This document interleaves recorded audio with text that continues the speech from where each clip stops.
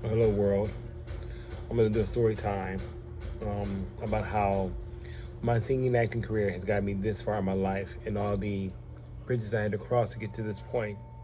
First thing, let me start off by saying I had an opportunity to work or go for LaFace Records when I lived in Jacksonville. So I moved from Jacksonville, Florida to Atlanta, Georgia. When I got there, I was going to the local clubs and passing them out demo tapes to different people. And ironically, some male performers wanted to use my music for their performance, which I thought, okay, fine, that's exposure for me.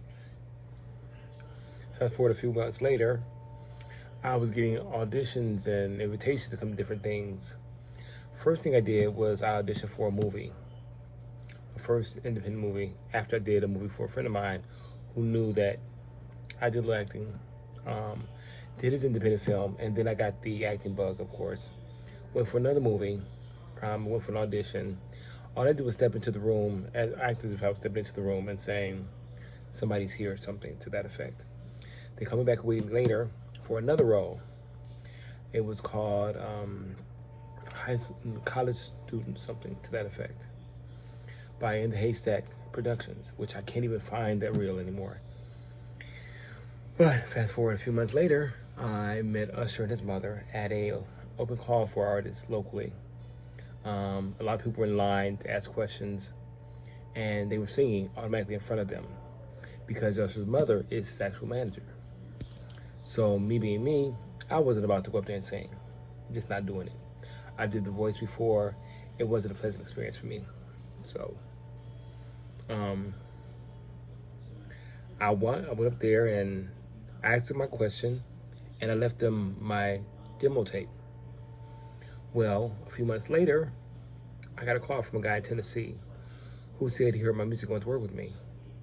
I'm like, how'd you get my music? He said he found it in a trash can at the same convention thing that we had gone to. I didn't even know who he was.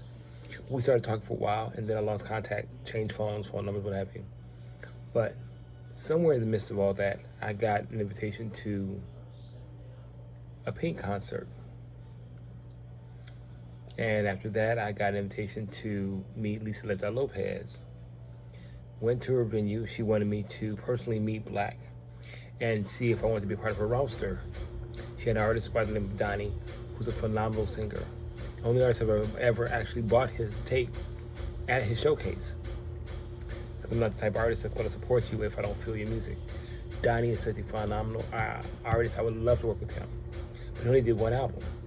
And one of his songs that I liked on his demo that he sold at the showcase was Scrubs from his album, which I can't remember what the name of it was, but it was a wonderful song. He only did one album, and I can't even find him or his contact information. She had a rapper. I met Black. I saw the performance, wonderful performance. And she wanted me to stay in touch with her. She was going out of the country, what have you. Ironically, she died. So everybody connected with her had to find other labels, representation. Donnie found another label. He produced his album, The Color Section. Beautiful album. She died. One of the Black members died.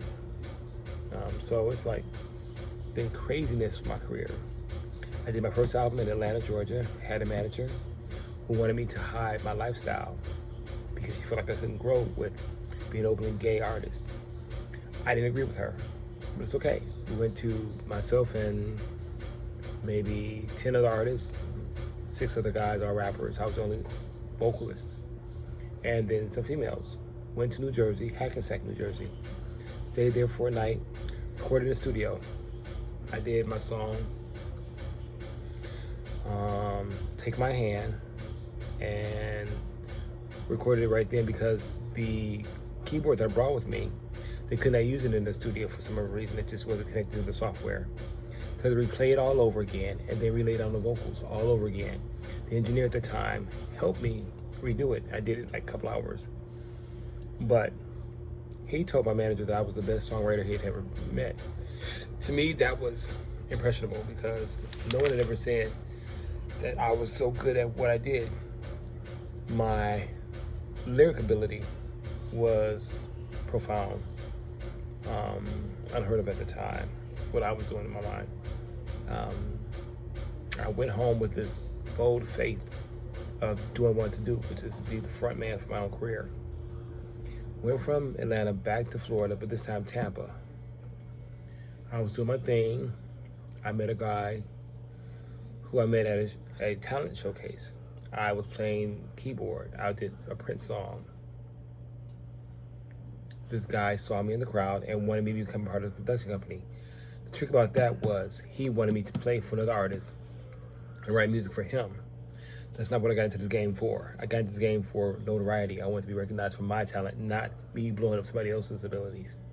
This guy had a beautiful voice. Could not write a lick for his own vocals. So I did a song for him, his background vocals, they liked it. But then I realized that I didn't want to be caught up in that realm of being in the background. I worked too hard to establish myself as an independent artist to be working for somebody's ghostwriter. Not what I want to do. So I left them, did my second album. The bass player for that group, I can't remember the name of the company, left them to come work with me on my project. I wrote a song for his daughter, Nadia, on my second album. My inspiration for that was, like I said, tell me something about your daughter. And his whole thing was he could not see her. The mother would not let him see her for whatever reason. So I wrote a song just around that. And when he heard it, he started to cry. That's how I knew I had not lost my talent, my ability to write lyrics that were impactful to people. It's amazing to me now when I think back over time that I'm still doing what I need to do. I'm still writing music. I'm still working on music. I'm still working on lyrics. Though I'm going to get the rest of my studio equipment from Mississippi in 2 weeks. I can actually start laying down my vocals. But I have not forgotten you, YouTube, or my fans and friends and fans on here. But I am coming back with a vengeance. Trust me. All this new music that you're hearing now, it's going to be nothing compared to me when I get my stuff out. But I'm trying to stay very relevant and trying to stay on top of what I do best for you to enjoy. The last performance I did was in Daytona Beach, Florida. A friend of mine wanted me to do. He was dancing some fashion show. He wanted me to be the intermission. I did my a cappella song, and people were coming to me crying because they felt my lyrics spoke to them. The song was a cappella song about somebody who had contracted HIV, lost the love of their life, and was ready to commit suicide. I did this song, and after I did the song, people came to me backstage and just, your song was so wonderful, I just had to let you know. I said, thank you. I didn't know what else to say. Thank you. I'm glad that it gave you some light and something insight, that it made you feel a certain way, which is what my lyrics do to people.